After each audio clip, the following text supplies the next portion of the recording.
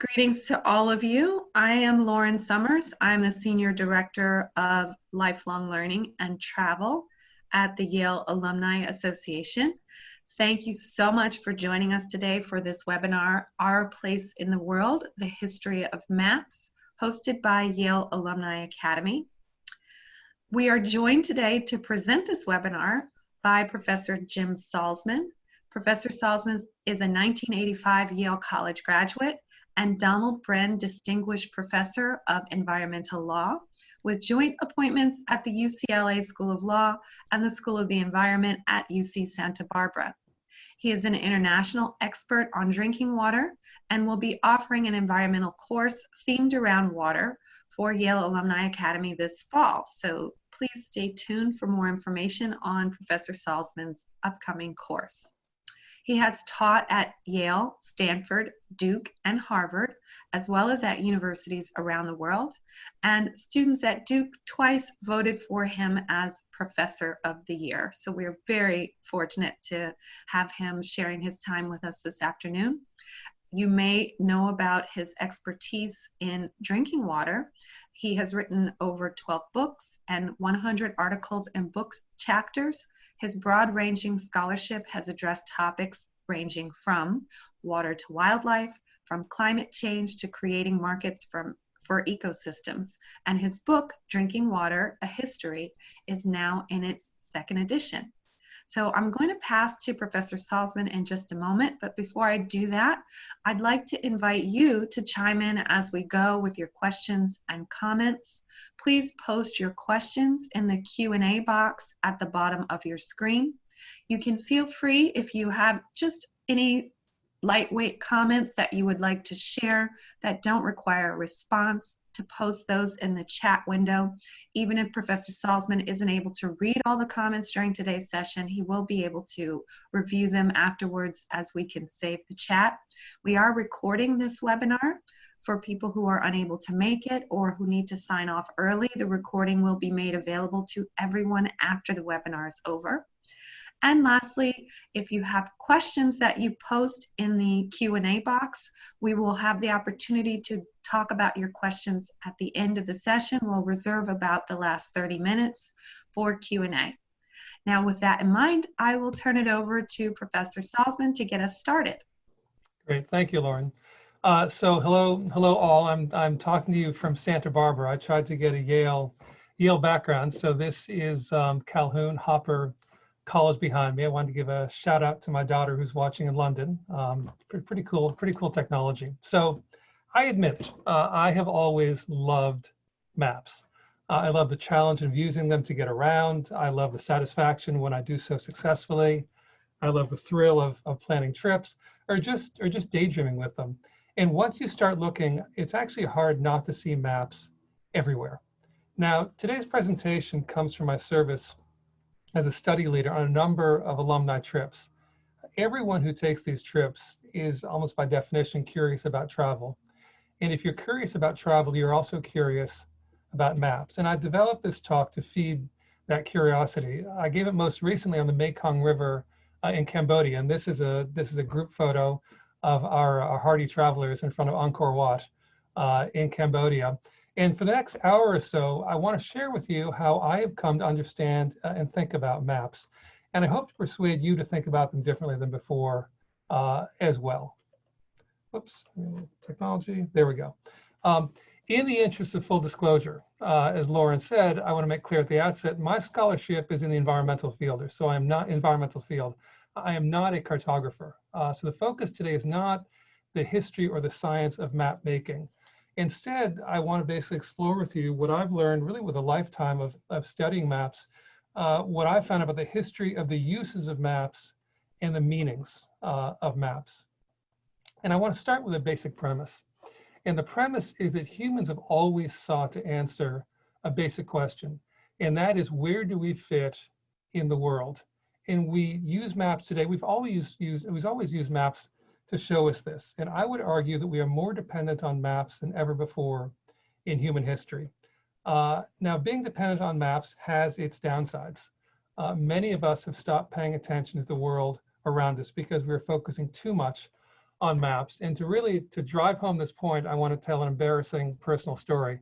So about 6 or 7 years ago, I was visiting at Vermont Law School in the summer. And we had dinner at a friend's house, and we left that night, and it was dark and it was raining, and I was following GPS to go about the 10 miles back to where we're staying, the cabin we were staying in. And the GPS took me off the main road onto a dirt road, which is fine. As many of you know, Vermont has a lot of dirt roads. But as I followed it over time, the road got more rutted, a little more muddy. The vegetation started coming in on the sides. And my wife, Yale 80, who actually spent some time living in Vermont, said, "Is this really a good idea?" And I said, no, it's fine, it's fine. GPS says we're all good. You can imagine what happens next. We get over the crest of the hill. I go down the hill and come to a shuddering halt in this quagmire. So we're stuck in this mud in a dark, wet forest, and I half expected to see this outside our window. Now, my wife, to her credit, had the remarkable self-control not immediately to tell me what an idiot I was.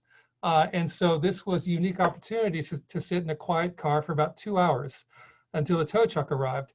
And while I was sitting there in the silence, one of the things I was thinking is, why did I allow the GPS really to turn off my brain, right? Why did I not think about the map? And this didn't used to be the case, right? We're all used to some version of this, right? We're trying to figure it out. We're discussing the right way to go. Now, the next few days, I started looking into the GPS thing in a little more detail. And in my defense, which I admit is limited, it's not just me, all right? I found some partners in this endeavor. So a 23-year-old woman was driving her car through the Ontario town of Tobermory. This was unfamiliar territory for her, so she dutifully followed her GPS. She then drove down a boat launch and straight into the frigid water. Thankfully, she managed to climb out and swim to shore as her bright red Yaris sank beneath the waves. This happens in Europe as well. This was a 67-year-old Belgian. She was driving from Brussels into Germany to do some shopping, and she kept driving until she noticed a few hours later the signs were in Croatian. The next incident, this is in Manhattan, I think, speaks for itself. Like, wow, all right? You wonder where the playground was. My favorite, though, happened in Switzerland. A man named Robert Ziegler. He's a Swiss delivery driver. He was following his GPS, and the road he was following ultimately turned into a goat track. He became completely stuck. How did he get out? He actually had to call the rescue services. He needed an airlift to get back to the main road. So from one point of view, Vermont could have been much worse.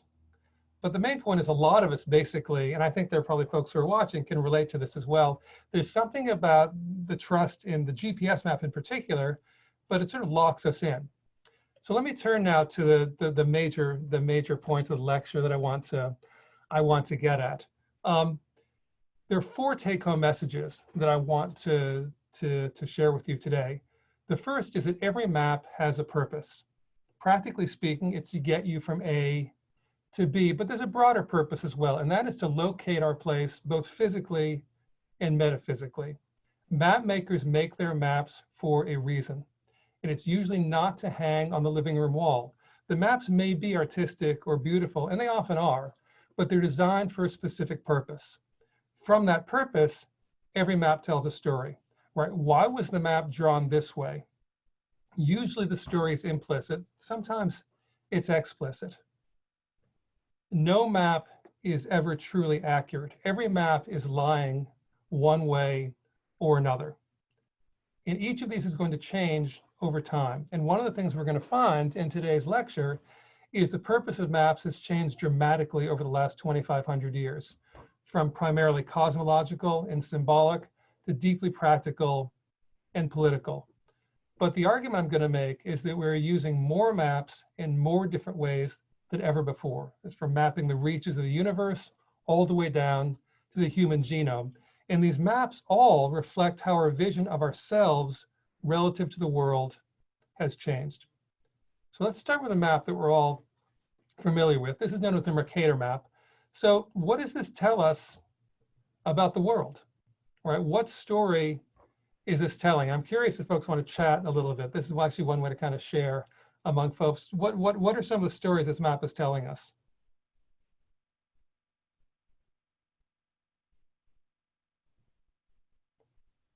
Green and yellow, climate zones, Africa looks small, right, portions. So it's a projection, right? It distorts how we see the world. Look at Antarctica, right? What is that, right? Antarctica makes no sense.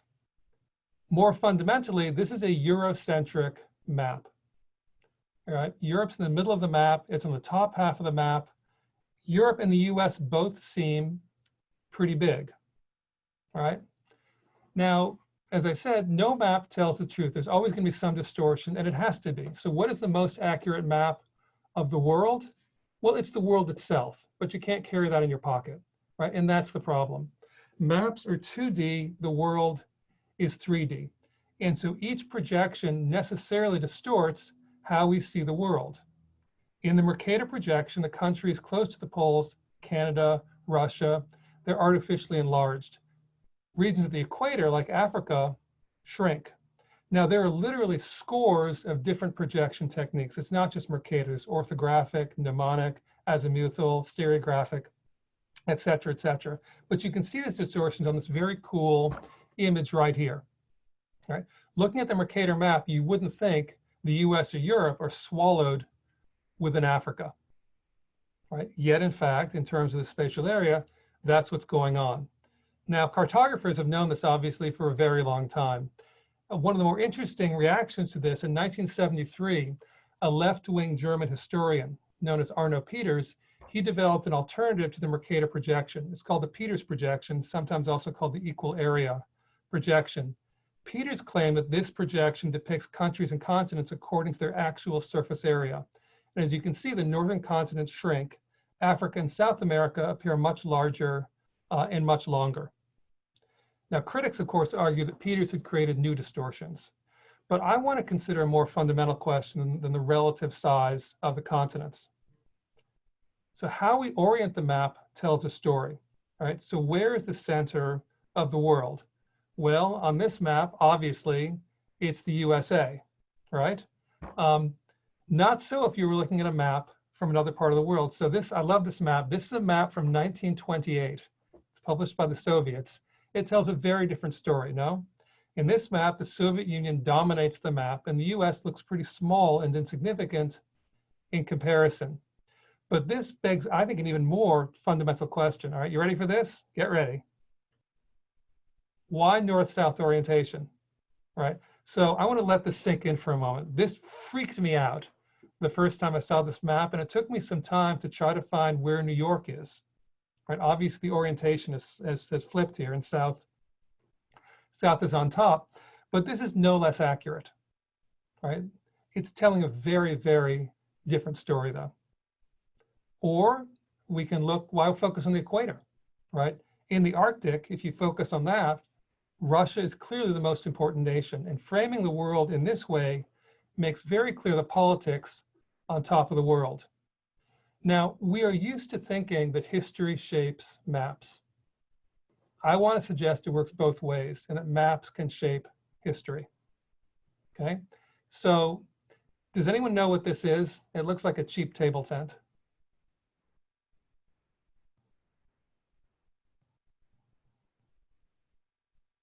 Okay, so this, that's right.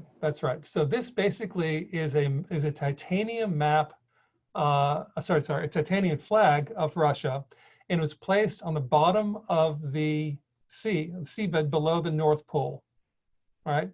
And this was a huge deal, right? The submarine captain who placed it there was praised as a national hero. He had a private meeting with Putin. He had these press conferences with what looks like a paper mache polar bear behind him. It was a big deal. Why was it a big deal? It was a big deal because of climate change. Because of global warming, the ice pack in the Arctic is melting. And so the famed Northwest Passage that never used to exist, at least not with any regularity, it now exists. Some scientists predict that the Arctic could be ice-free by 2050. And this represents the newest land rush. What does it have to do with maps? Well, the UN Convention on the Law of the Sea, which is the main international treaty that deals with this issue, they basically have a rule provision that says that coastal countries control what's called the exclusive economic zone, the EEZ, which is 200 nautical miles off their coast. But you can extend the EEZ if you can prove that your continental shelf extends farther. And so what's going on right now is there's an enormous amount of undersea surveying going on by Canada, Russia, US, Norway, actually less Norway, but these other countries to try to prove that their continental shelf extends so they can basically redraw the unclosed maps and take control of the resources that are now made available in the Arctic. Now, maps go far beyond simple geography. You can use the power of visual representation, which maps do, to show complicated events. So some of you may be familiar with this. It's an 1869 map of Napoleon's Russian campaign. It's by a map maker named Charles Joseph Menard. This is regarded by map experts as the greatest ever statistical map. And I want to sort of walk this through with you. It really is remarkable how much this shows. So it starts with a number of troops. The width of the line is the number of the Grande Armée, the large army that, the great army that Napoleon put together to march on Russia. You can tell as it goes along, it gets smaller. Also, you can see geography, where the cities are, where the battles were. You can reach Moscow as the upper right. On the bottom, that line you see on the bottom, that is the temperature on the return trip. And if you put this all together, you see the clear impacts of so-called general frost and the scorched earth tactics Russia used. Napoleon started with 422,000 troops, ended up with 100,000 in Moscow, 10,000 returned. Right? Maybe not the best story to tell on Bastille Day, but it's a remarkable use of how much you can show with clever uses of a map. So this is all by way of introduction. To truly start telling a story of maps, we have to ask about the very oldest maps of all. And those are maps that we see in nature. So salmon, caribou, geese, monarch butterflies, they all migrate very long distances, but the question is how, right? Do they have some kind of innate maps? And scientists now know there's no single strategy for how they know where to go. But my favorite science on this happened almost 50 years ago now. 1967 Cornell experiment by Stephen Emlyn. He used indigo buntings. It's a brilliant experimental design. He used the planetarium at Cornell and he shifted where the North Star was in the planetarium. And he covered the bird cage with a metal shield to block the Earth's magnetic field. So there was no way you could use the sort of Earth's magnetic field to figure out where it was. And the bird stood on an ink pad and it was surrounded by a funnel of blotting paper. And this is the result. And what he found was wherever he moved the North Star, that's where the bird tried to go. There was some kind of internal map guided by celestial navigation passed on every generation in the bird's genes. Much more recently, like human history, this is the oldest human map that we have found. It's a clay tablet. It was found in Mesopotamia. And it shows a circular Babylon at the center. It's bisected by the Euphrates River and surrounded by the ocean. There are a few regions that are named, including Assyria. Ironically, it's about the size and shape of an iPhone, right? You can make of that what you will. It wasn't for navigation, obviously. It was far more basic. It was to help the map holder grasp the idea of himself or herself at the center, holding the world in their hand. The story of mapping in the West starts with Claudius Ptolemy in the 2nd century AD. We don't know what Claudius Ptolemy looked like, but this seemed off the web as good a version as any. So Ptolemy was an astrologer. Of course, astrology back then is not what we think of it as today, and he was obsessed with making accurate horoscopes. And to do so, and this is one of the cool things that as you sort of start to learn more about these topics. So to do an accurate horoscope, you need the precise for the birth, the time of birth, the date, and you have to place someone's birth town. And so what Ptolemy did is he basically gathered all these documents detailing the relative locations of towns, one to another, and he designed basically a grid system of latitude and longitude to flatten the planet. He knew it was round, but for his purposes, it could be flat enough. And he augmented that information with tales of travelers. And he plotted all these together, and he called this new technique something called geography. Right? This is sort of where it comes from. After the Roman Empire fell, Ptolemy's realistic geography was lost to the West for almost 1,000 years. And so we have a map like this in the 7th century. It's known as a T within an O map. And it identifies the 3 known continents as populated by the descendants of Noah. So Asia is Sem on top, Africa on the bottom right is Ham, and Europe on the lower left is Japhet, and it's surrounded by the Mediterranean Ocean. Now, it's almost a complete impossibility that the map maker knew about this Babylonian map, but it's interesting how much they resemble each other. With the fall of Rome, the focus on map making accuracy shifts to the Muslim world. And so from about 800 to 1400 AD, the sort of Arab Empire conquered much of the Middle East, North Africa, Spain, and the empire was an intellectual hotspot, right? It's where we get algebra from, a lot of other scientific developments. This is a 12th century map made by the Islamic scholar Al-Sharif al-Idrisi. And this was commissioned by his protector, the king of Sicily. And it's interesting, you can see, the first thing you notice is that al-Idrisi puts the south at the top. And this actually was the tradition of Muslim map makers. So Africa is the crescent-shaped landmass at the top. Unlike Ptolemy, al-Idrisi depicted a circumnavigable Africa. So he depicted Africa as sort of a single continent. The Arabian Peninsula is in the center. And this map is concerned with representing physical geography, right? The land masses are pretty recognizable. That's pretty good for 12th century. There are no monsters on his maps. The same cannot be said for medieval map making in Europe. That took a very different turn. And the focus there is on what became known as mappae or also allegorical maps.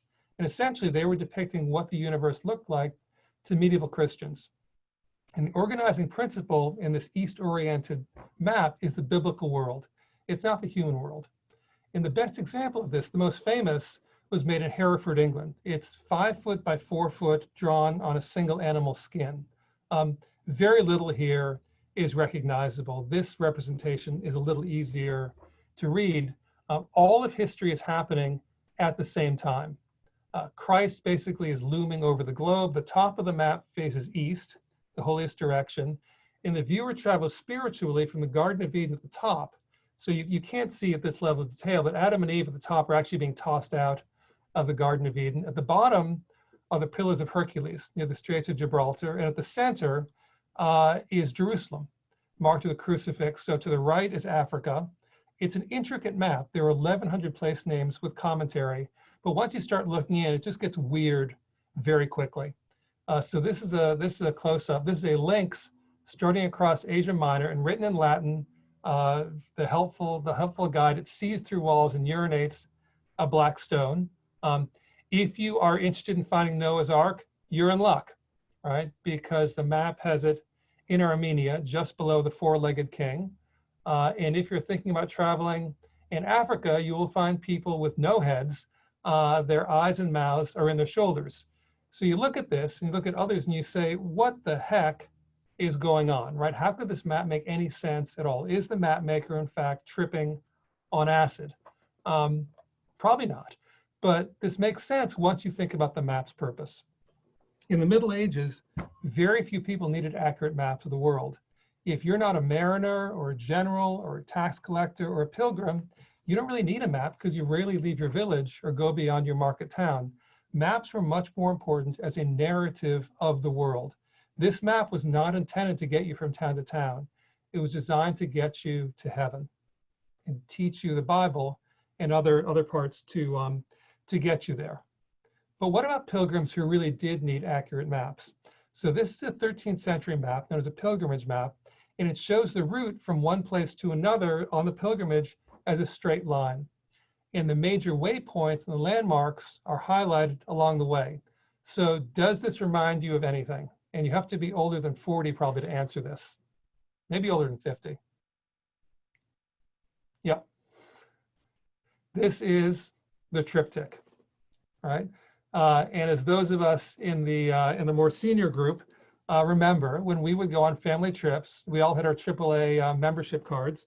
And on our family trips, we would basically get in touch with AAA or go to the local office, and they'd give us basically this bound, I don't know, they were probably what, like maybe 8 inches by 3 inches, 4 inches, and you could basically use them to get around, right? And you could see on the highlights along the trip. Now, I want to make clear, of course, maps were not just developed in the West.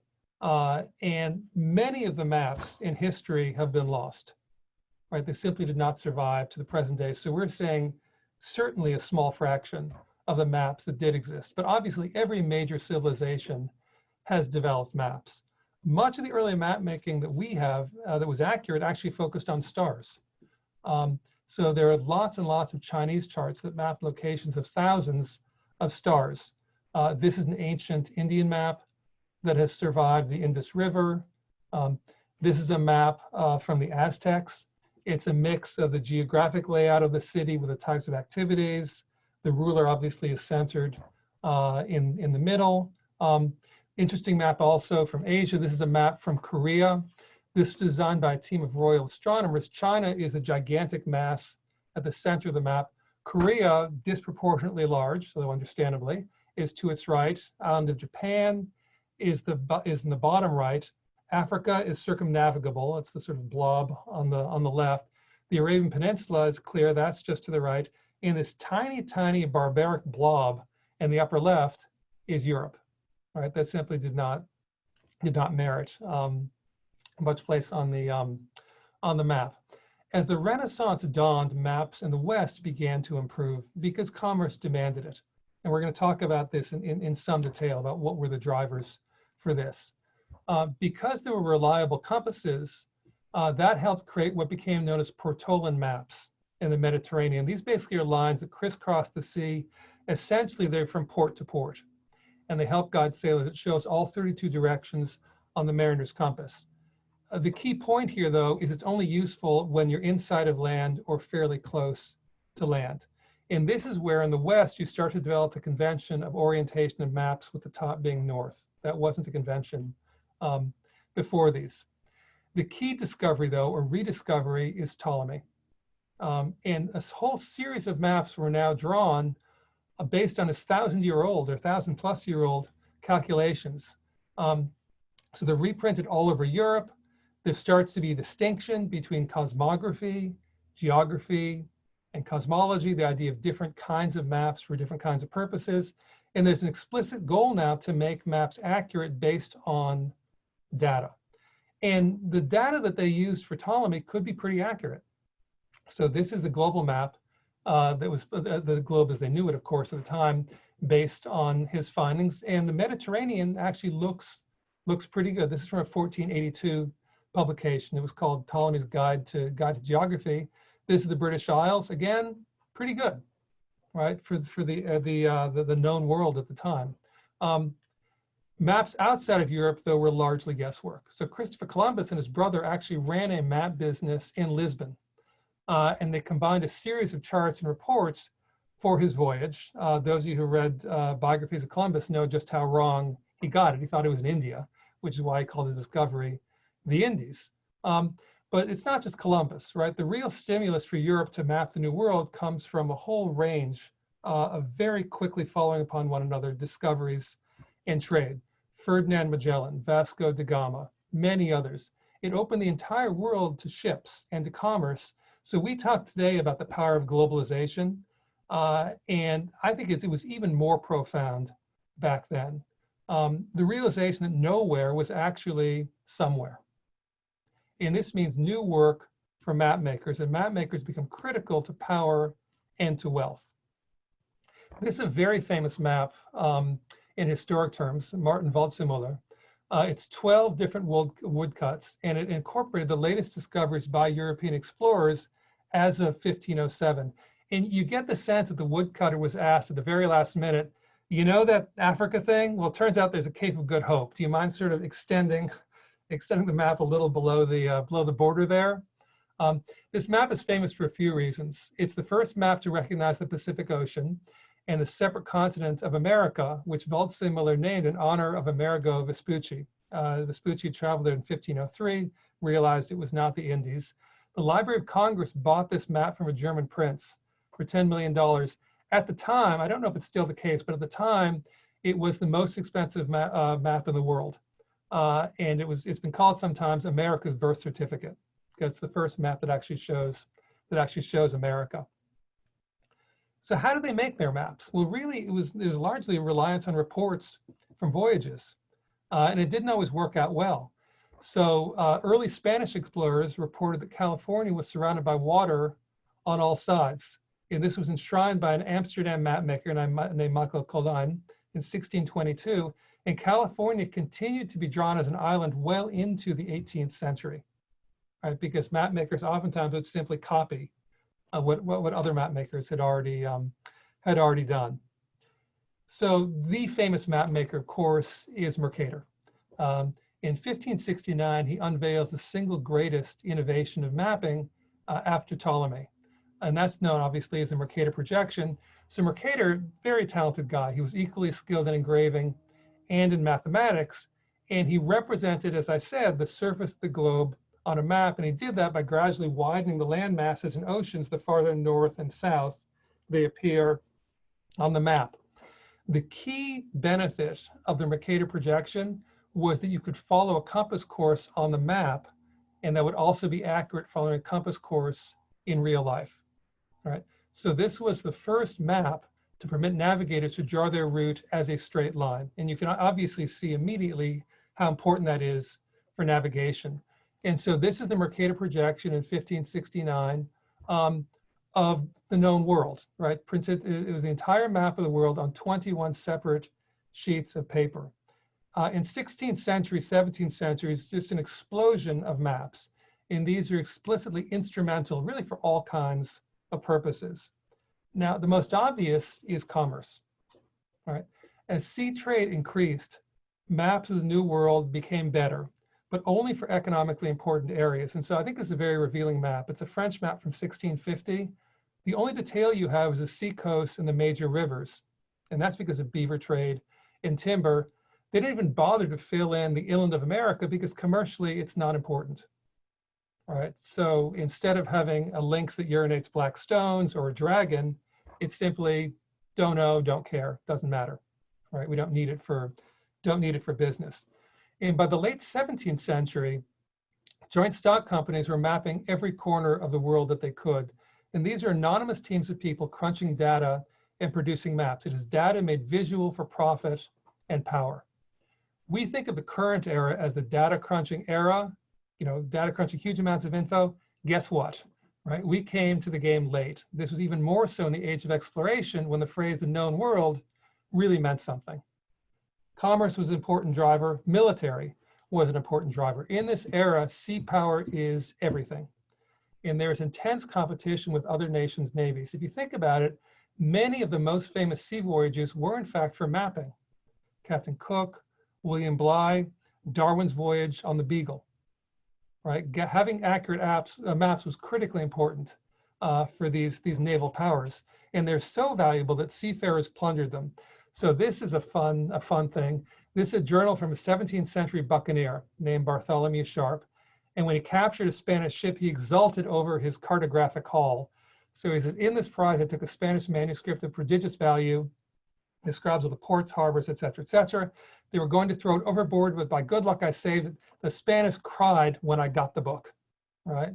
And it reminds me kind of during World War II, right? When the Allied ships would try to go aboard Nazi subs and get the code books before the subs went down. Similar importance of this kind of intelligence. So maps were increasingly accurate for navigation, but how did you know where you are on the map? Now, latitude is easy. You simply use something like an astrolabe to locate the North Star Polaris at night, and you measure the angle. Longitude is much more difficult. For longitude, you need a way to keep accurate time for long sea voyages, and the consequences could be tragic. All right, so early ocean navigators had to largely rely on dead reckoning, and obviously that becomes inaccurate if you're on a long voyage out of sight of land, or even if you're near land and there are strong tides, currents, you can't see, it's a storm. So what some did was called running down a westing. We would sail to the latitude of your destination and then follow a constant line. but you can only sail in right angles. There was increasing urgency to identify longitude. It's not hard to do if you have an accurate watch, accurate clock, right? You simply find your time where you are. I'm sorry, you calculate basically where noon is where you are, noon is compared to some other standard reference, and you can figure out the angle. Everyone understood how to do it, but no one could do it. And after a series of maritime disasters, and the Scilly disaster I mentioned, I showed before in 1707 was the largest to date, the British government gets serious. And they establish a board of longitude in 1714, and they offer this 20,000 pounds, which is millions of dollars in today's currency. Similar prizes had been offered by France, Spain, Holland, and the best scientists at the time, including Isaac Newton, thought this was impossible. Enter John Harrison. This guy was obsessive, but brilliant. He spent 4 decades perfecting a watch to get him compensation, and the ships would travel essentially with multiple chronometers of his and average them. It was brilliant engineering. This is the H4 model, which became so important. One of the many things he did was to use different metals to counteract expansion and shrinkage as temperature changed and humidity changed. As many of you noted in the chat room, this is wonderfully told in a book by Dava Sobel called Longitude. I recommend it if you haven't read it. Basically, she goes over, he had a very long battle to finally get paid. Maps were key in nation building. Anyone recognize this map?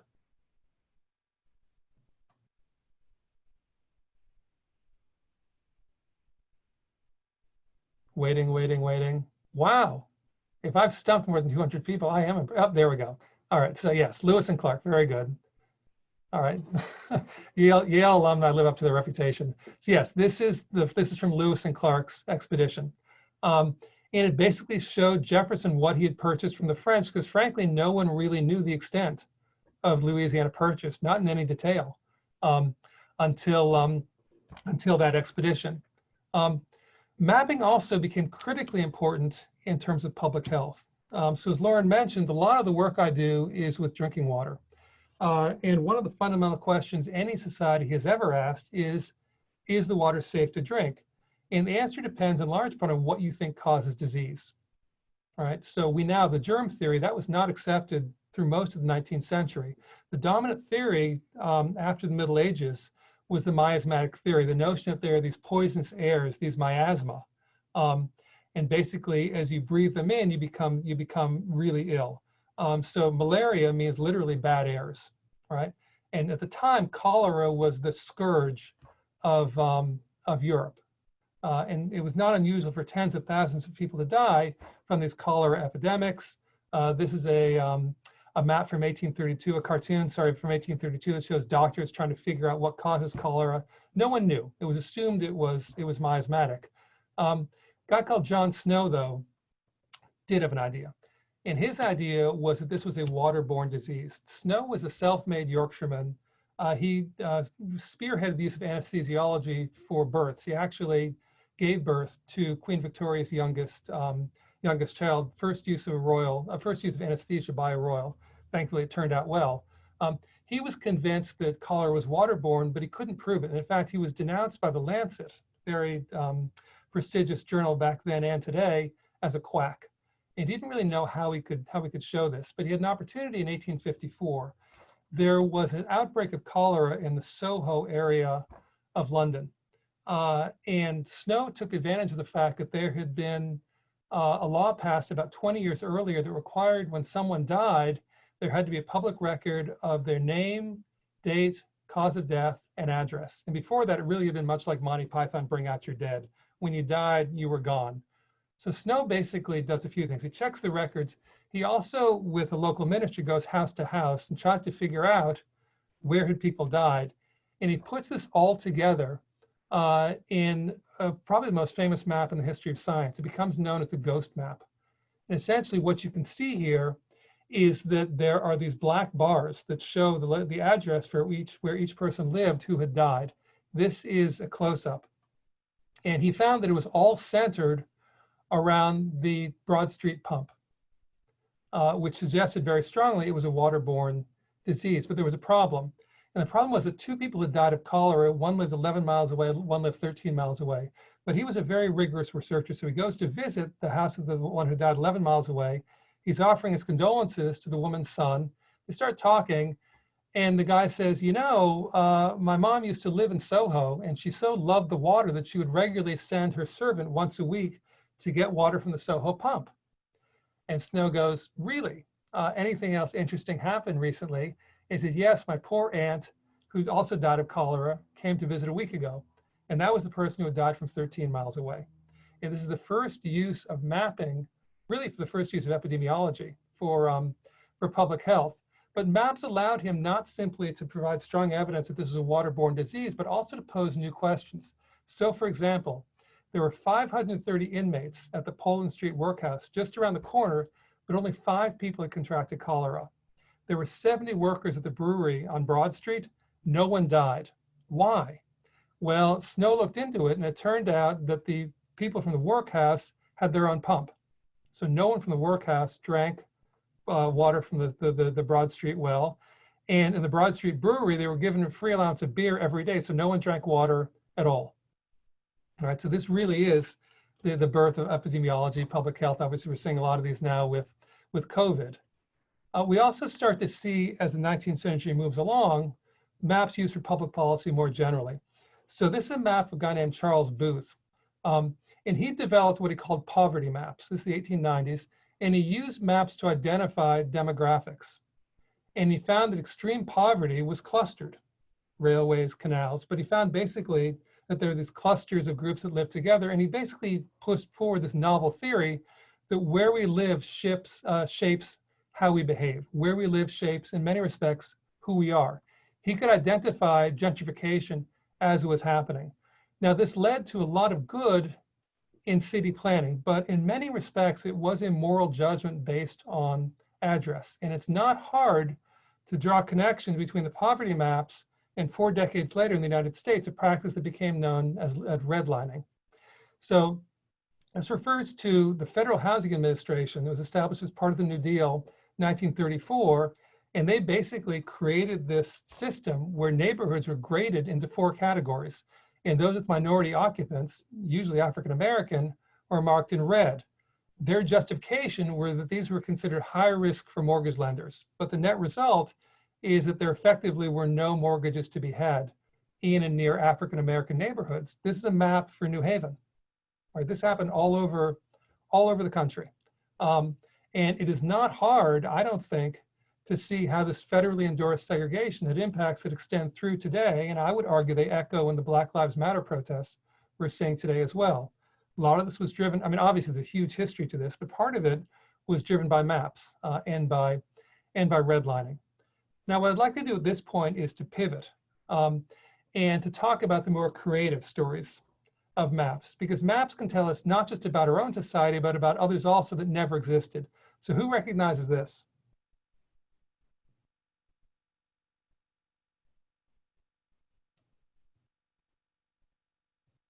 No, it's not Swift. Very good. This is the map from Robert Louis Stevenson's Treasure Island, right? And for those of you who remember this from your childhood, this drives the plot. And Stevenson, I found this, he had this wonderful advice for writers of fiction. And the part of the quote that I didn't include is it said, you know, if you're writing about something that's real, get a map. But even with imaginary places, you do well in beginning to provide a map because relations will appear you hadn't thought about. You'll find unsuspected shortcuts and footprints. And even where a map is not all the plot, it will be found to be a mine of suggestion. All right, so Stevenson early on is saying, use maps if you're going to write fiction. This next example is the most famous map from fiction. I'm sorry, this is the earliest map we have from a famous work of fiction. Anyone recognize this? And this one is tough. Wow, okay, that's right.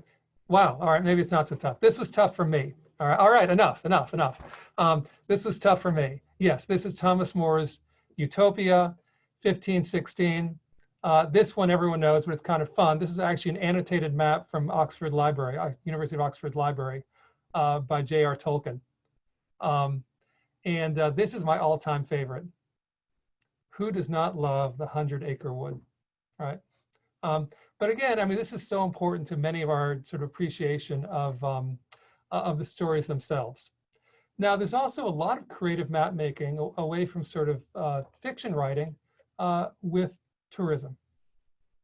Now, many of us still use maps as tourists, but this has always been a big market since at least Roman times. We have evidence of tourist maps from Roman times, likely though was much earlier. And there's always been innovation to make maps more user-friendly. So you may not realize, I certainly didn't, that the use of three-dimensional maps was developed 3 centuries ago, right? So-called panoramic maps. This is a more recent example today from Berlin, but it's the same idea. You find this especially though for travel, right? Creative map making for travel. So traditionally, as trains were developed, they simply would superimpose the railway lines over maps.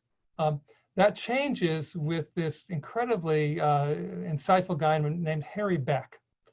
So he worked for the London Underground, and Beck's great insight was that accuracy is less important than simply communication and knowing kind of relatively where you are. He developed something that was called a circuit diagram.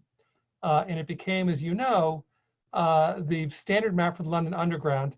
I've read now in several places, which doesn't mean it's true, but I've read in several places that this is the most printed map in the world. There's over 500 million printed maps of the London Underground. And again, you can see the brilliance of it. And what Beck realized was the order of stops is much more important than the distance between them or the exact location. Okay, so where have we seen this before? Nothing is new. What does this remind you of that I've talked about just a few minutes earlier? Yeah, pilgrimage map, triptych, same idea, right? The focus is on the key points of interest, not all the details. I want to now turn to an area where I think is the most creative map making historically, and that's political propaganda. So we tend to think of this basically as a patriotic flag, but it's a map, right? If you look at it carefully, the tail runs south to north, right? South Carolina, North Carolina, all the way up to New England at the head, right? The message was, you know, we have to be united. But it was a map that actually was being used to show that. 1812, Massachusetts Governor Elbridge Gerry, he redrew the electoral boundaries in Essex County, and the goal was to change the distribution of voters to favor his party. A illustrator for a magazine realized this looked like a salamander, so he drew this. And then he realized, well, if it's Elbridge Gerry, we're not going to call it a salamander, we're going to call it a gerrymander, right? So this is quite literally the origin of gerrymandering, at least the term gerrymandering. The Europeans, particularly in the 19th century, were wonderful at sort of creative map making to make a geopolitical statement. And many popular magazines, particularly late 19th century, contain these types of maps. It was a new type of political cartoon. And so this, for example, this is the start of the Russo-Turkish War, 1877. It's drawn by Frederick Rose, who is the most famous of these. It depicts Great Britain as its brave soldier, John Bull, and Russia, who's the threat here, is this octopus. The text below talks about Russia as the great glutton. And it's stretching out its tentacles to strangle not just Turkey, but also Poland and Scandinavia. And this is something I learned sort of as I went more into this. The octopus turns out to be a very popular cartoon feature for political cartoons. So this is a Japanese adaptation of the same map in 1904 during the Russo-Japanese War. Here the focus is not on Europe, which is just these tiny details, but on Asia. Russia's still the threat, but now it's straying Persia, Tibet, and China. And this is a quote from this cartoon. It says, "For the black octopus is so avaricious that he stretches out his 8 arms in all directions and seizes up everything that comes within his reach. But as it sometimes happens, he gets wounded seriously even by a small fish." Right, talking about the Japanese success in the naval war between them. There was concern over the rising influence of Russia. So instead of an octopus, let's have a map where Tsar Nicholas II is sitting on top of Europe, holding on to Finland, stepping on Kazakhstan and Turkmenistan, kicking Prussia. Politics changes though. So First World War, Russia's now an ally, right? And they are this unstoppable steamroller that is basically coming down on Prussia, which is this yapping dachshund. That's the center of the problems. No longer the sort of dangerous threat. The Bolsheviks were brilliant at using maps for propaganda, and they had this term called agitprop, agitation through propaganda. Here, Comrade Lenin is sweeping royalty and moneyed interests off the earth. Common interest in a lot of the Bolshevik cartoons to use the globe to represent the worldwide revolution of the proletariat. I want to give you now three different views of Lenin's. Three different views of Stalin from maps. This is 1938. The octopus theme is continued. 1941. This is a Nazi poster, basically with the cross as Winston Churchill. Then you've got the armored fist pounding Stalin. It says Europe's victory is your prosperity. And then start of the Cold War, you've got Stalin basically reaching across into Europe. This I thought is a very interesting example of this. So they've changed the orientation. They placed west on the top of the map. It's very effective in showing the Soviets essentially rolling into Western Europe. Western Europe looks very vulnerable from this perspective. And obviously the octopus isn't always Russia. This is a 1950 cartoon. This is the threat of the tentacles from communist China to Indochina, Korea, Malaysia, Tibet. And it's not always communist, right? So this is the French Communist Party portraying the US imperialists, right? The moneyed interest, basically as this sort of money, this wealth, profit-driven octopus. And then you've got more recently Russia again, where Putin, this is 2008, stretching his tentacles. Now, a point that I want to make is that these are explicitly political cartoons, but not all map cartoons that are political are explicitly political. So this is a very famous map, right? It's written by Saul Steinberg. That's funny. So what about Saul Steinberg's? Here it is. This was written by Saul, drafted by Saul Steinberg in 1976. And the humor of the cartoon obviously is in what merits mentioned on the map. And from a New Yorker's perspective, pretty much nothing beyond the Hudson River, right? But it sends a political message, particularly today. I mean, this became fodder for critiques of how Northeastern elites view the world. And it's likely is not so funny to those who live in so-called flyover states. And this type of cartoon using a map, I think is a much more fascinating from today's political vantage than from 1976. So there are many, many, many more fascinating topics about the histories of maps, but I want to finish in about an hour. So I want to pivot now and look to the present and look to the future, because maps in the 21st century are very, very different than they've been in the past, and it's because of the power of computers, the power of huge data analysis. So GIS is now a college major. There are now graduate programs in it. The area I work in, water, you can't do water without GIS maps. And essentially, for those who aren't familiar with GIS, essentially what it allows you to do is to take different maps that show different types of data, and you can layer them. And you can end up basically making correlations or finding correlations that would not have been obvious otherwise. So I teach both at law school and the School of the Environment. I did so at Duke as well. GIS is a required course for students at environmental schools, and you can combine enormous amounts of data, and you can ask questions we never thought to ask before, and you can do this yourself. I would bet that most of you, at least in the States, but maybe that'll be the case in Europe as well, can go to your county website and find a GIS map where you can layer on all these different things on top of the geographic map. And as with John Snow and the Ghost map, the maps allow you to ask new kinds of questions.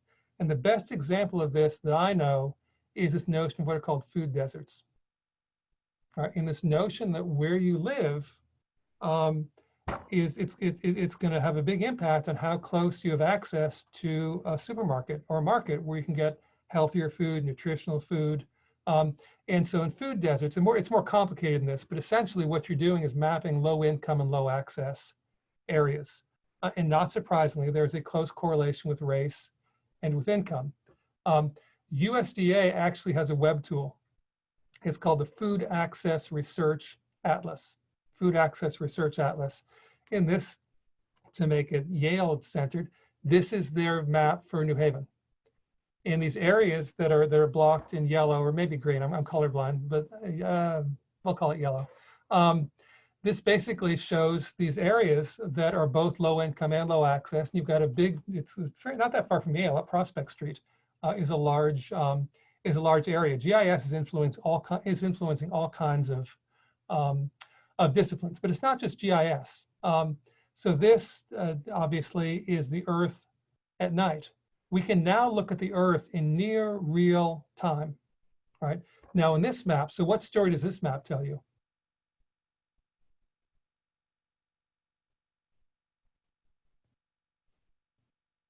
No, not civilization, not population density. Yeah, it's affluence and electricity. Electricity is a proxy for energy use, which is a proxy for wealth. Right, and so there are parts of the world that have a very high population that are dark at night, right, because they are poor, right, they don't have a lot of light. And so this sort of gives us, it's obviously inexact, but there's a correlation here between what the wealth looks like on Earth, just at a snapshot, just at looking at the globe. Here's a tough one, at least again, tough for me. What is this?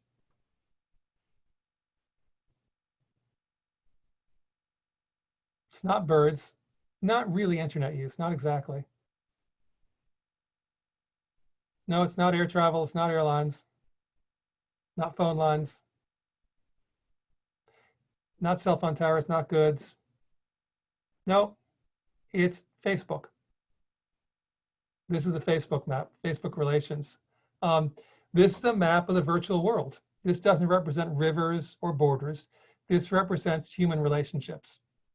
And I find it very uplifting. Actually, it's a very different way to think about sort of what the globe looks like nowadays. And there are no places that are truly dark.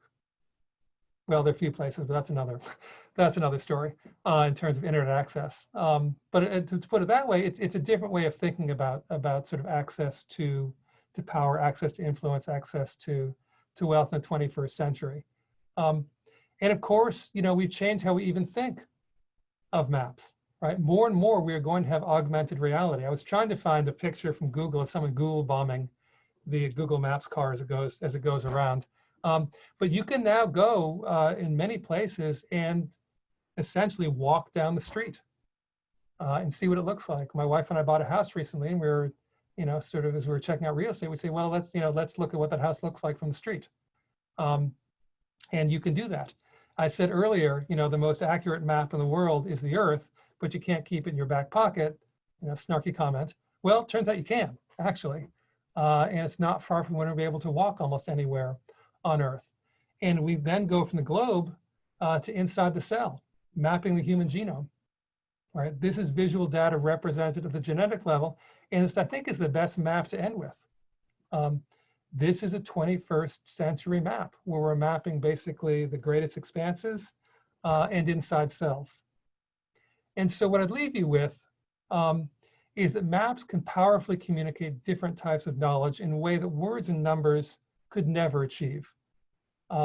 It basically is making our world visually accessible.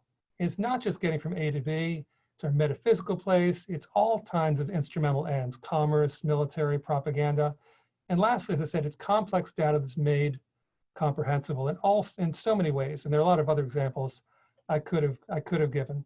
And so if there's one line I'd like to leave you with to really sort of what I take when I think about maps is that maps tell the story of how the conception of our place in the world has changed and is changing.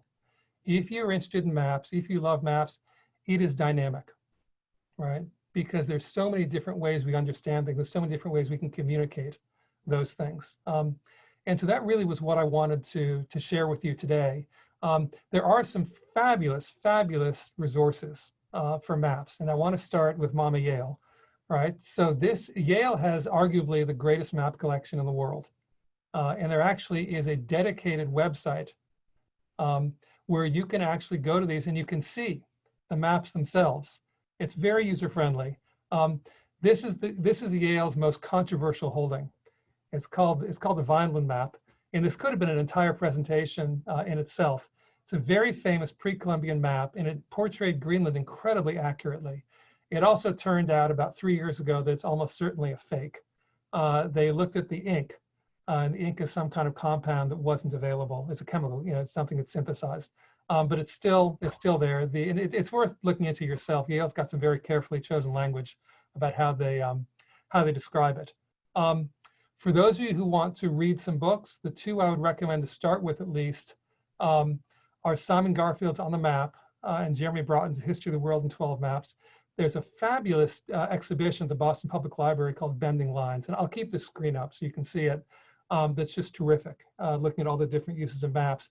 And then I came across this a few months ago. It's a Facebook group called Strange Maps. And it's got these wild and wacky uses of maps. Some of them are crazy, some of them are incredibly insightful.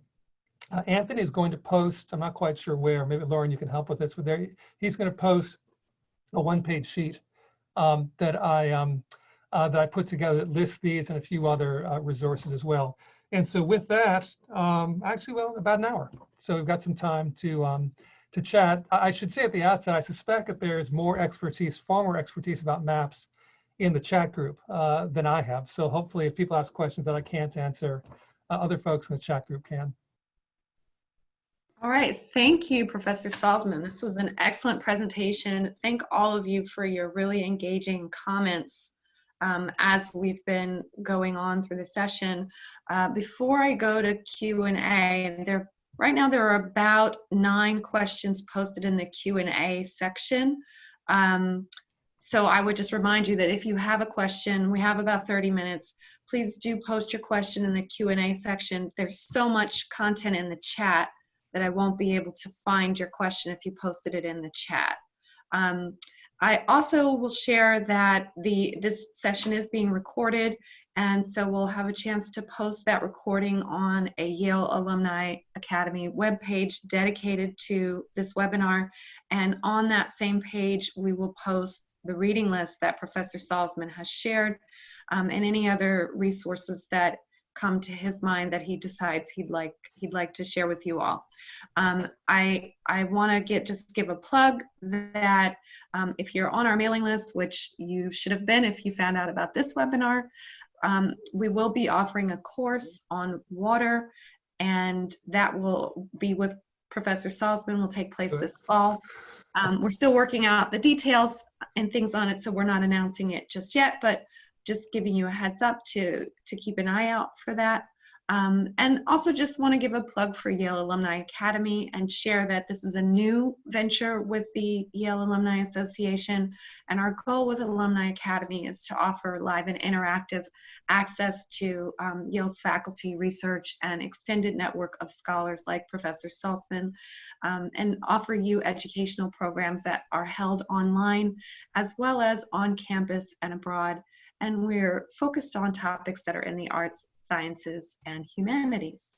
So with that, I'm going to go to the Q&A. So we've gone from 9 questions to 18 questions, which is wonderful. Earlier, we had Harmar, who wanted to know if there were any maps available in Bronze Age Greece, and he puts in parentheses, Trojan War. I mean, I think the answer has to be yes, almost certainly, but none exist that I know of. And again, I mentioned this earlier, there's a terrible problem with preservation, right? Maps are not made to last thousands of years, but you've got to think any military commander, needs to have some kind of map to figure out their campaign. And so a lot of this has to be kind of reconstruction. This is so true for many things about the ancient world. So little of what existed has come down to us. And so a lot of it has to be based on speculation. And so I'm speculating, but I have to imagine, I mean, maps are so central to any type of activity that they must have had them.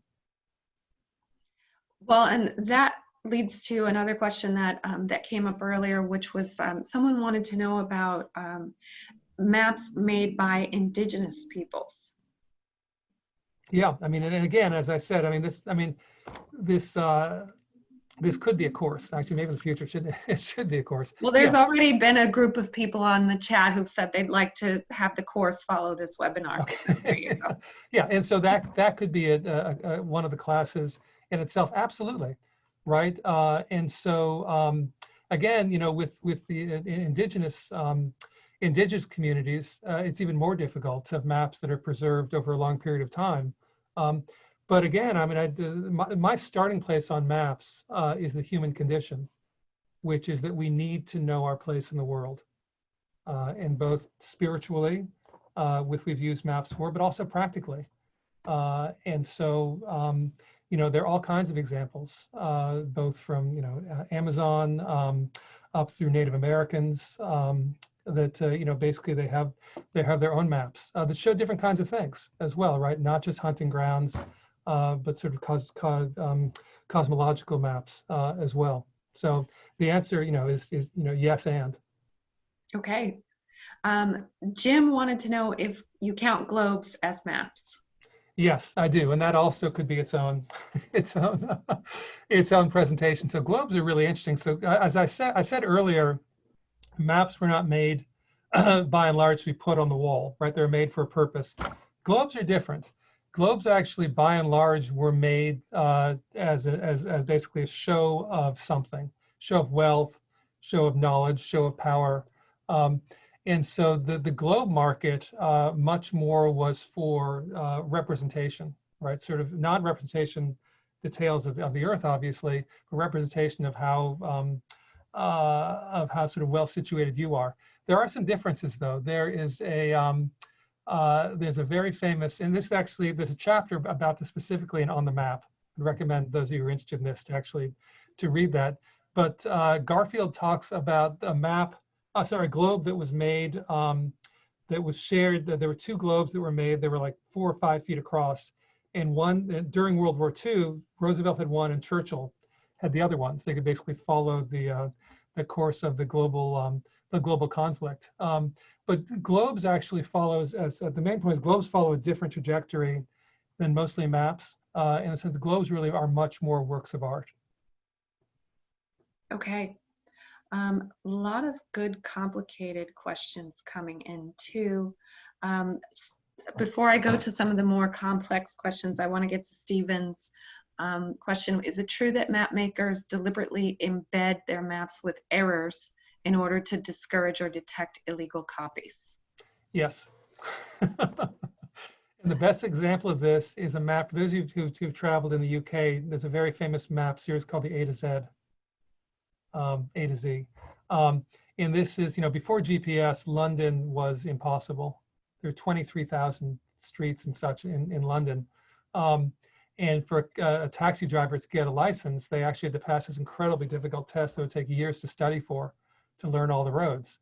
So A to Z came out that actually did this. You can hold it in your pocket, but there were a lot of knockoffs. And so they would basically put in these imaginary cul-de-sacs. And so they could use it legally when they challenged a map as a copyright infringement. Obviously, you know, there's no way you're going to have this fictitious cul-de-sac unless you actually copied it from the A to Z. But the apparently the A to Z publishing house would occasionally get these letters from someone complaining about an error on the map, and they would then send out a polite letter explaining why they actually created this this fictitious alley. So the answer is yes, absolutely. All right. So let's go to, I don't know who posted this question because they're marked as anonymous, but they want to know about the history of political maps. When did maps start to demarcate boundaries of political entities? Further, how does it relate to the 20th century oscillation of national boundaries? What are benefits and drawbacks of the current relatively novel and probably temporary perception of national boundaries as immutable? Yeah, so look, I mean, if you go back to the era between World War I and World War II, I mean, talk about changing boundaries. You know, Treaty of Versailles completely redraws the map, and after World War II, the map is redrawn again. And one thing that I enjoy doing when I go to flea markets is to check out old maps with either boundaries that didn't exist or names, right? Country names that didn't exist. Obviously, these boundaries are artificial, right? They're political negotiations. But that's always been the case, right? There's nothing new about that. I mean, I don't know as a technical matter, when you first start getting national boundaries on maps, I would think always, right? I mean, if your tribe lives here and there's another tribe over there, and there's certain areas you don't want to cross into, you want to know where the line is. And so this is again speculating on my part, but I would think that's always been an essential part of maps. In terms of the political cartoons, if I recall the question correctly, that really explodes in the 19th century with popular journals, popular magazines. I'm sorry, we're using maps, but that political cartoons go way back. Right. So I'm just thinking of, there's a few questions that people have asked that tie in with this. And just thinking the political angle came up a couple of times, whether or not Chinese, in Chinese society, there were maps that predate our knowledge of Western maps, and just China's role in the evolution of map making. Yeah, so that's an area I just have to plead ignorance. I have to think probably yes. I mean, they had a very advanced civilization, long before the Renaissance, long before Rome. So my assumption would be yes, but there are probably people on the chat who know more about the Chinese history than I do. So feel free to chime in on the chat if you have knowledge about the history of Chinese in making maps. Adrian wanted to know, and you brought this up, where you shop for your antique maps, or I don't know if you have a personal collection, but I don't. But my mother and my uncle, their mother and father collected maps, and so I grew up with old maps on the walls, which I loved. So I have not collected maps. I love to look at them, but my parents and my uncle had a lot of old maps that I enjoyed watching growing up. Okay, and going back to the political topic, and also sort of your interest in how maps represent a view of the world and our place in it. Someone wanted to know, are there notable examples of maps that were rejected by their intended users because they clashed with belief systems? And were cartographers ever chastised for creating politically incorrect maps? The first one I don't know. And I guess the key thing here is that map makers are small businesses, right? And so their goal is to make maps where there will be customers. And so it's not in their interest to develop maps that there's going to be no market for. Mm-hmm.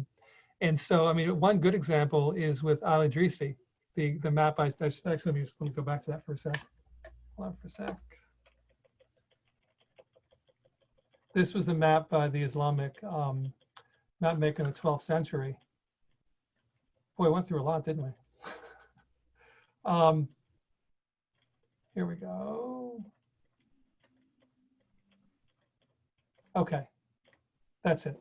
So he did this map for his patron. He was the king of Sicily, and it's no surprise that Sicily is very close to the center of this map, right? And so you basically you're speaking to your clients, and so I don't think of map makers or cartographers as these sort of like an author or an artist who basically is saying, this is my art, this is my view of the world, come what may.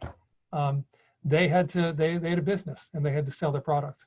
And so were there instances? I'm sure there were, but I think that they'd be pretty rare, or else a map maker wouldn't stay in business very long.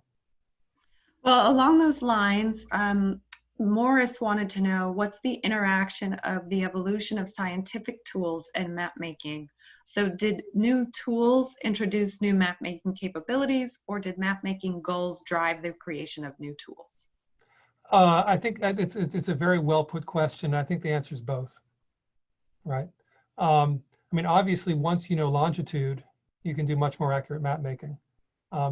GIS technology you can basically map groundwater, right? Which you could never do before because of the power in the satellites now to basically look beneath the surface. We haven't talked at all really about astronomy, right? So all kinds of mapping of the universe as well. So there's no question. And again, that if I were teaching this course, that would be one of the classes, is the role of technology in map making. Yeah, so very good question. I think absolutely right. And Rena has a good follow-on question to that one, which is how do we begin to think about the role of maps when we remove the human brain from the equation? And she gives an example of contemplating traveling with autonomous vehicles. Yeah, well, I mean, you know, I ended up stuck in the mud in New Hampshire, in Vermont. I mean, yeah, that's it's a real concern, right? To what extent are we willing to basically turn over our route, our navigation to an algorithm? Mm-hmm. Or maybe the algorithm can keep us from driving into the lake. Well, in my case, the algorithm didn't do me any favors. So James wanted to ask about your interest in water and why you chose not to mention maps of the ocean floor, not just the continental shelves. Yeah, because I only had an hour. Yeah, I mean, you know, I could tell a whole story. I mean, mapping was critical to the plate tectonic theory, right? Understanding of plate tectonics because you were mapping the ocean floor, seeing how that was moving.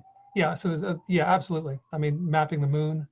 Yeah, I mean, those you know, mapping Antarctica. Yeah. And I think that gets into a question that came up from a few people when you were showing the scale of the maps in the beginning and talking about how they're misrepresenting the size of the continents. There were a few people who wanted to know, looking at the map, why is it then that Australia is a continent and Greenland is not? Right, right. Well, I mean, part of it also, and this is speculation on my part, but I think part of it might be that Australia was settled by or colonized by Europeans. Greenland was never a heavily populated a piece of land. Again, that's speculation on my part. I mean, what we consider continents, and again, this is now the realm of geographers, physical geographers, which is not my field. But it seems to me that that's a somewhat contingent judgment. Okay. Yeah, it made me wonder if it had to do with the continental plates. Yeah, no, it may well be. That actually makes sense. Yeah. Anyway, beyond my ken. Okay, so Peter wanted to raise the point that a former student of his from China noticed that on a map of the US, the eastern states are far more irregular in shape than the states west of the Mississippi. The West states, for the most part, with a few exceptions, are far more symmetrical.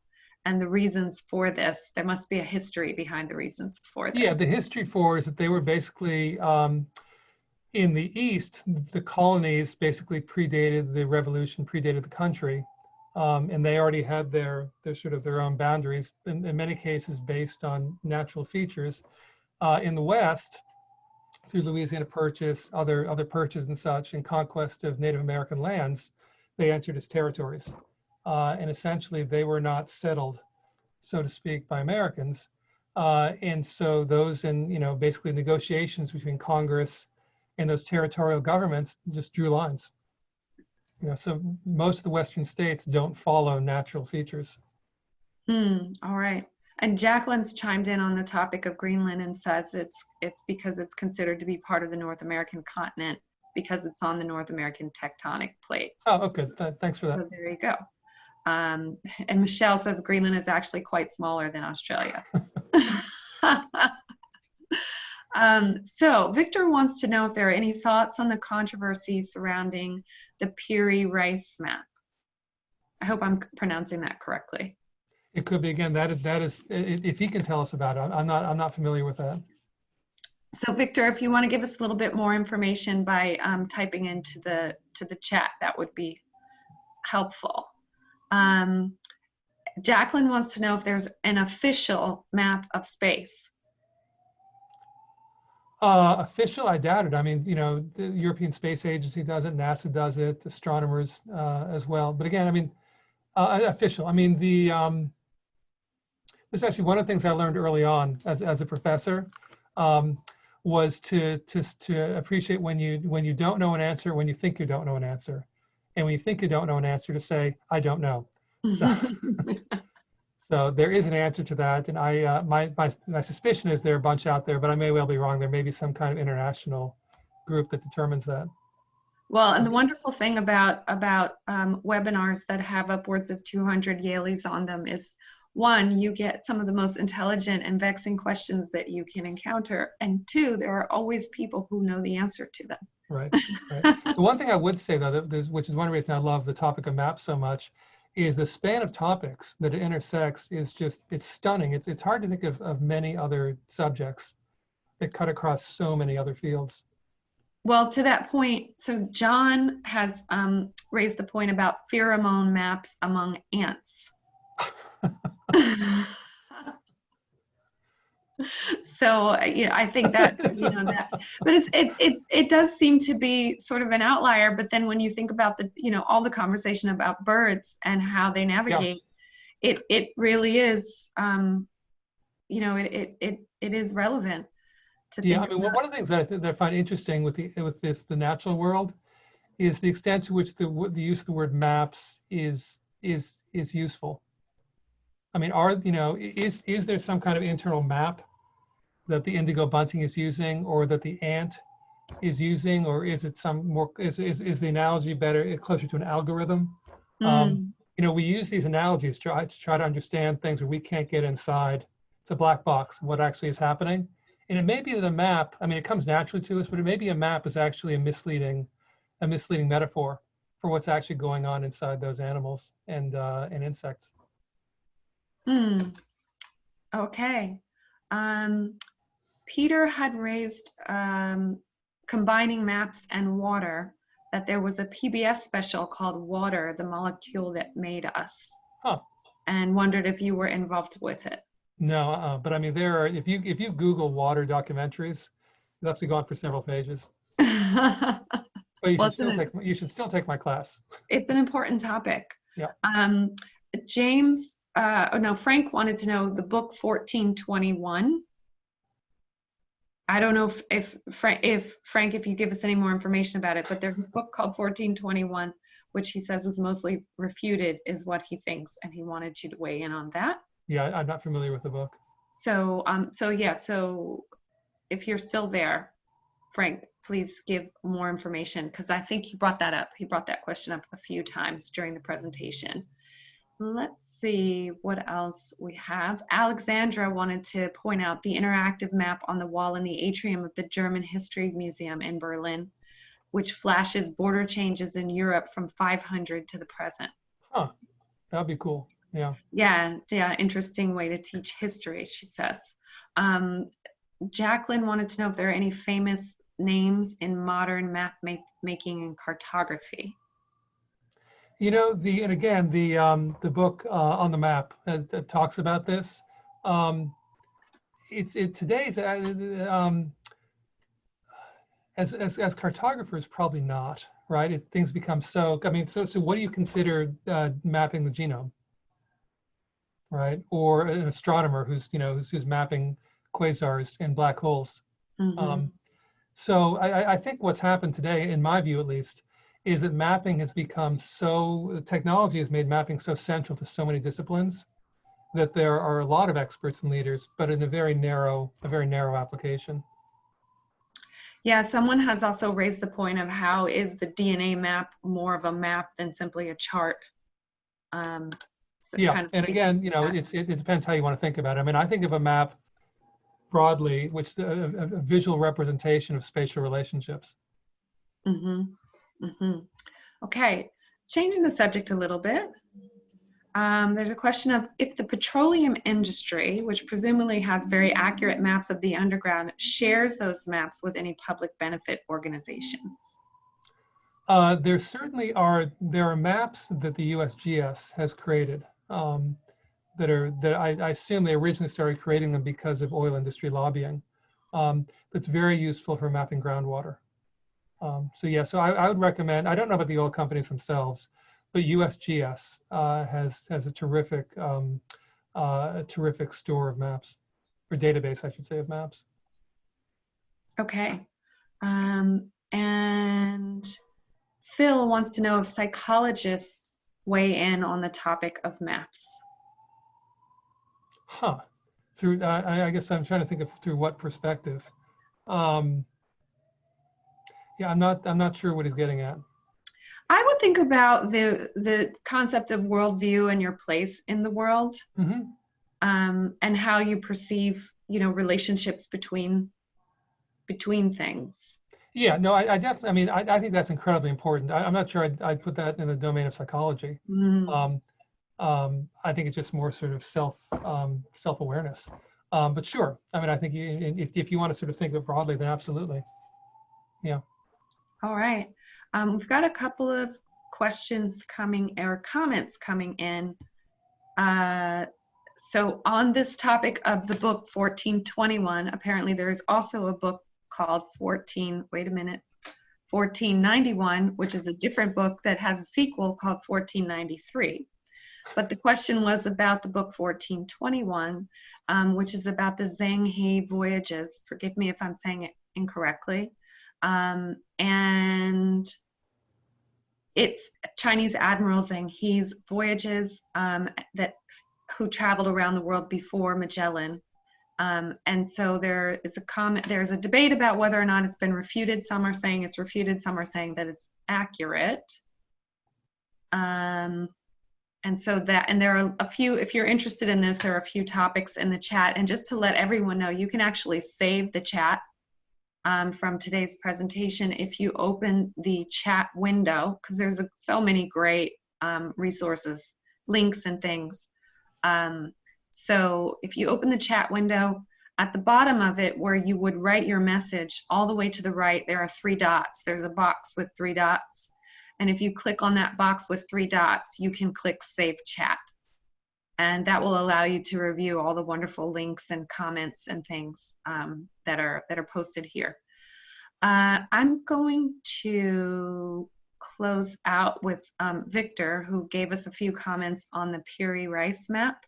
He says it purports to show the coastline of the Antarctica landmass before it was known to exist, as well as details of South America prior to discovery by Western exploration. Yeah, no, I have heard of that. I didn't know that I referred to as the Peary Reese map. Yeah, so there are a few examples of this where you find maps that have some aspects that are incredibly accurate. And there's sort of debate over how could that possibly have been. Yes. So there's another one that Victor points out, medieval era map discovered in a Turkish palace in 1929. It's dated 1513, yet it shows a knowledge of faraway lands well beyond the areas of European explorers and where they had traveled, and even shows land features Europeans couldn't possibly have known about in 1513, like the Andes Mountains of South America and the coastline of Antarctica. Yeah, so if I were teaching this as a course, there would also be a separate class on debates over forgeries, which is a super interesting topic. And there are a lot of forgeries. And so you see maps like this and you wonder, how could that really have been? Maybe, but it makes one skeptical. Yeah, exactly. Well, judging by all of the comments and questions and really engaging conversations that were happening in the chat as the presentation was going, this has been an incredibly enriching topic. Thank you so much, Professor Salzman. Thank you. I mean, Yale has a very special place in my heart, and I'm grateful to be able to give back some. All right. Well, thank you all for attending, and we will be sending out the recording so you all get notification of the recording. And I will save the chat for everyone. If you were not able to save it, we'll save and post the chat as well. Okay. Bye, everyone. Thank you.